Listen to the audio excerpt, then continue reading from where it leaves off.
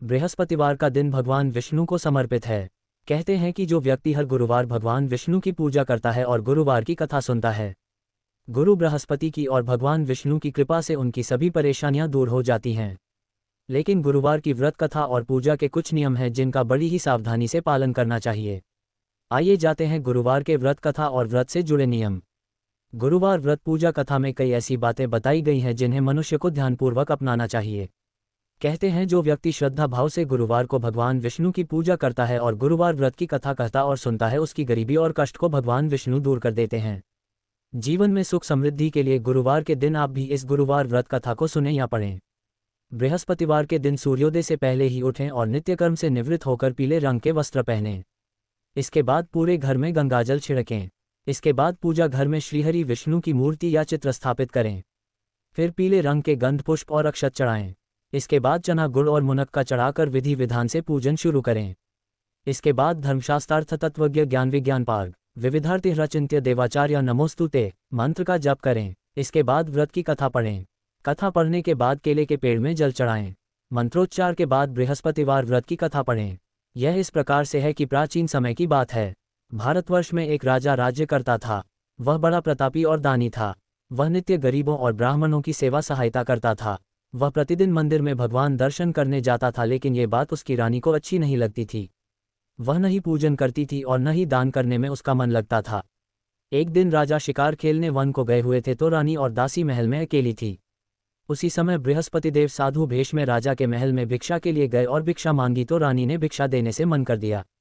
रानी ने कहा कि हे साधु महाराज, मैं तो दान पुण्य से तंग आ गई हूँ। इस कार्य के लिए मेरे पतिदेव ही बहुत है। अब आप ऐसी कृपा करें कि सारा धन नष्ट हो जाए तथा मैं आराम से रह सकूं। साधु ने कहा, देवी तुम तो बड़ी अजीब हो। धन और संतान से कौन दुखी होता है? इसकी तो सभी कामना करते हैं। पापी भी पुत्र और धन की इच्छा करते हैं।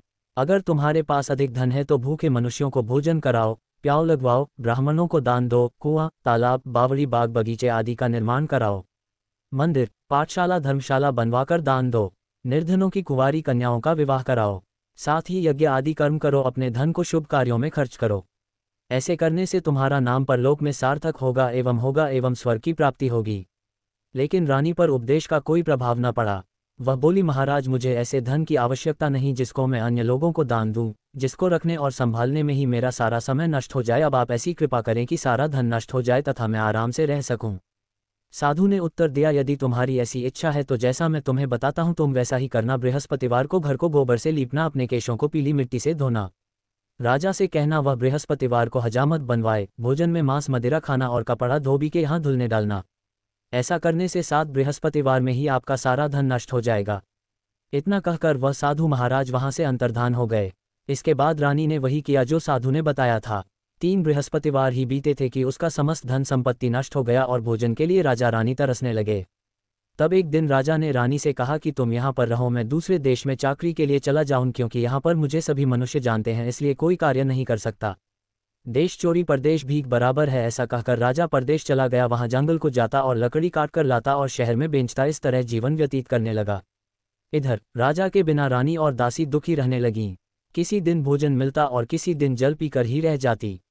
एक समय जब रानी और दासियों को 7 दिन बिना भोजन के रहना पड़ा तो रानी ने अपनी दासी से कहा, हे दासी, पास ही के नगर में मेरी बहन रहती है, वह बड़ी धनवान है, तू उसके पास जा और 5 सेर बेजर मांग कर ले आ ताकि कुछ समय के लिए थोड़ा बहुत गुजर बसर हो जाए।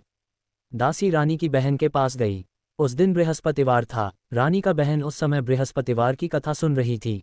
दासी ने रानी की बहन को अपनी रानी का संदेश दिया, लेकिन रानी की बहन ने ई उत्तर नहीं दिया। जब दासी को रानी की बहन से ई उत्तर नहीं मिला तो वह बहुत दुखी हुई। उसे क्रोध भी आया। दासी ने वापस आकर रानी को सारी बात बता दी। सुनकर रानी ने कहा कि है दासी, इसमें उसका कोई दोष नहीं है। जब बुरे दिन आते हैं तब कोई सहारा नहीं, अच्छे बुरे का पता विपत्ति में ही लगता है। जो ईश्वर की इच्छा होगी वही होगा, ये सब हमारे भाग्य का दोष है। ये सब कहकर रानी ने अपने भाग्य को कोसा। उधर रानी की बहन ने सोचा कि मेरी बहन की दासी ही थी, लेकिन मैं उससे नहीं बोली, इससे वह बहुत दुखी ही होगी। कथा सुनकर और पूजन समाप्त कर वह अपनी बहन के घर ही और कहने लगी, हे बहन, मैं बृहस्पतिवार का व्रत कर रही थी, तुम्हारी दासी ही, लेकिन जब तक कथा होती है तब तक न उठते हैं और न बोलते हैं, इसीलिए मैं नहीं बोली। कहो दासी क्यों हुई थी? रानी बोली, बहन, हमारे घर अनाज नहीं था। ऐसा कहते कहते रानी की आंखें भर आए। उसने दासियों समेत 7 दिन तक भूखा रहने की बात भी अपनी बहन को बता दी। इसीलिए मैंने दासी को तुम्हारे पास 5 सेर बेजर लेने के लिए भेजा था। रानी की बहन बोली, बहन देखो, बृहस्पति देव सबकी मनोकामना पूर्ण करते हैं। देखो, शायद तुम्हारे घर में अनाज रखा हो। पहले तो रानी को विश्वास नहीं हुआ, परंतु बहन के आग्रह करने पर उसने दासी को अंदर भेजा। दासी घर के अंदर ही तो वहां पर उसे एक घड़ा बेजर से भरा मिल गया। उसे बड़ी हैरानी हुई। उसने बाहर आकर रानी को बताया। दासी रानी से कहने लगी, हे रानी, जब हमको भोजन नहीं मिलता तो हम व्रत ही तो करते हैं, इसलिए क्यों न इनसे व्रत और कथा की विधि पूछ ली जाए, हम भी व्रत किया करेंगे। दासी के कहने पर रानी ने अपनी बहन से बृहस्पति व्रत के बारे में पूछा। उसकी बहन ने बताया, बृहस्पतिवार के व्रत में चने की दाल, गुड़ और मुनक्का से विष्णु भगवान का केले के वृक्ष की जड़ में पूजन करें तथा दीपक जलाएं और कथा सुनें। उस दिन एक ही समय भोजन करें। भोजन में पीले खाद्य पदार्थ का सेवन जरूर करें।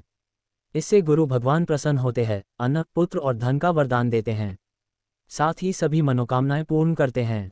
व्रत और पूजन की विधि बताकर रानी की बहन अपने घर लौट आए। रानी और दासी दोनों ने निश्चय किया कि बृहस्पति देव भगवान का पूजन जरूर करेंगे। 7 रोज बाद जब बृहस्पतिवार आया तो उन्होंने व्रत रखा।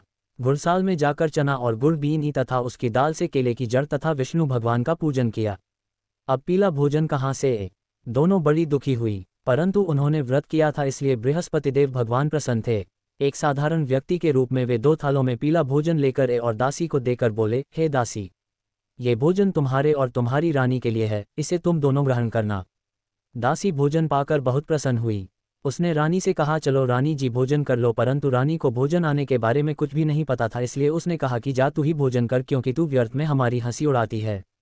तब दासी ने कहा, एक व्यक्ति भोजन दे गया है। तब रानी ने कहा, वह व्यक्ति तेरे लिए ही भोजन दे गया है, तू ही भोजन कर।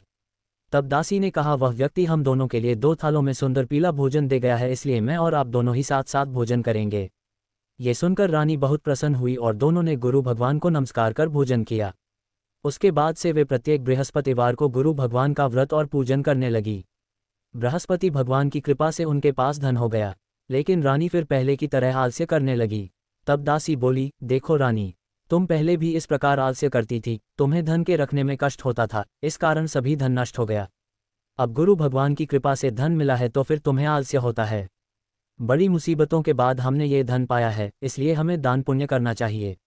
अब तुम भूखे मनुष्यों को भोजन कराओ, प्याव लगवाओ, ब्राह्मणों को दान दो, कुआं, तालाब, बावड़ी और बाग बगीचे आदि का निर्माण कराओ, मंदिर, पाठशाला और धर्मशाला बनवा कर दान दो, निर्धनों की, कुंवारी कन्याओं का विवाह कराओ, साथ ही यज्ञ आदि कर्म करो, अपने धन को शुभ कार्यों में खर्च करो, जिससे तुम्हारे कुल का यश बढ़े और स्वर्ग प्राप्त हो और पितर प्रसन्न हो। दासी की बात मानकर रानी शुभ कर्म करने लगी। उसका यश फैलने लगा। एक दिन रानी और दासी आपस में विचार करने लगी कि न जाने राजा किस दशा में होंगे, उनकी खोज खबर भी नहीं है। उन्होंने श्रद्धापूर्वक बृहस्पति भगवान से प्रार्थना की कि राजा जहाँ कहीं भी हो, शीघ्र वापस आ जाएं। उसी रात्रि को बृहस्पति देव ने राजा को स्वप्न में कहा कि हे राजा उठ, तेरी रानी तुझको याद करती है, अपने देश को लौट जा। राजा प्रातः काल उठा और जंगल से लकड़ी काटने के लिए जंगल की ओर चल पड़ा। जंगल से गुजरते हुए विचार करने लगा कि रानी की गलती से उसे कितने दुख भोगने पड़े। राजपाट छोड़कर जंगल में आकर रहना पड़ा, जंगल से लकड़ी काटकर शहर में बेचकर गुजारा करना पड़ा, और अपनी दशा को याद करके व्याकुल होने लगा। उसी समय राजा के पास बृहस्पति देव साधु के वेश में आकर बोले, हे लकड़हारे, तुम इस सुनसान जंगल में किस चिंता में बैठे हो, मुझे बतलाओ। ये सुन राजा के नेत्रों में जल भर आया। साधु की वंदना कर राजा ने अपनी संपूर्ण कहानी सुना दी। महात्मा दयालु होते हैं। वे राजा से बोले, हे राजा, तुम्हारी पत्नी ने बृहस्पति देव के प्रति अपराध किया था, जिसके कारण तुम्हारी ये दशा हुई। अब तुम चिंता मत करो, भगवान तुम्हें पहले से अधिक धन देंगे। देखो, तुम्हारी पत्नी ने बृहस्पतिवार का व्रत शुरू कर दिया है। अब तुम भी बृहस्पतिवार के व्रत में चने की दाल, गुड़ और मुनक्का से विष्णु भगवान का केले के वृक्ष की जड़ में पूजन करो तथा दीपक जलाकर कथा सुनो। उस दिन एक ही समय भोजन करना, लेकिन भोजन में पीले खाद्य पदार्थ का सेवन जरूर करना। भगवान तुम्हारी सबों को पूर्ण करेंगे। साधु की बात सुनकर राजा बोला, हे प्रभु, लकड़ी बेचकर तो इतना पैसा ही नहीं बचता जिससे भोजन के उपरांत कुछ बचा सकूं। मैंने रात्रि में अपनी रानी को व्याकुल देखा है। मेरे पास ही साधन नहीं जिससे उसका समाचार जान सकूं। फिर मैं कौन सी कहानी कहूं, ये भी मुझको मालूम नहीं है।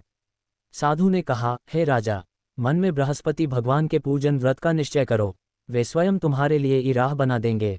बृहस्पतिवार के दिन तुम रोजाना की तरह लकड़ियां लेकर शहर में जाना। तुम्हें रोज से 2 गुना धन मिलेगा, जिससे तुम भली भांति भोजन कर लोगे तथा बृहस्पति देव की पूजा का सामान भी आ जाएगा। राजा ने ऐसा ही किया और उसको मनोवांछित फल की प्राप्ति हो गई। इस प्रकार जो भी यह कथा पढ़ता या सुनता है उसके सभी मनोरथ पूरे होते हैं।